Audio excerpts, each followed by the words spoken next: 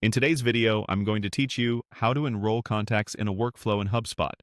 We'll start right from your browser. Open a new tab, go to Google and type HubSpot. Click the official HubSpot website and sign into your account. If you use multi-factor authentication, complete that step as usual. Once you're in, you'll land on your HubSpot portal. Next, move your mouse over the left sidebar to reveal the main navigation. Look for the CRM section, which is where your contacts, companies, and deals live. From there, click Contacts. This takes you to the full list of contacts in your account. On the Contacts page, find the person you want to enroll. You can scroll through the list, but it's often faster to use the search bar at the top or apply filters, like lifecycle stage or owner, to narrow things down. When you see the right contact, select the checkbox next to their name. If you need to enroll more than one person in the same workflow, you can select multiple checkboxes at once.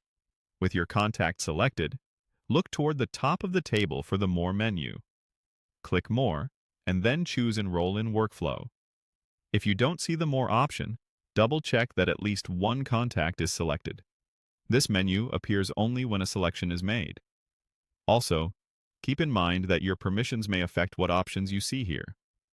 A panel or window will appear prompting you to select a workflow. Browse the list to find the appropriate one, or use the search field to quickly locate it by name.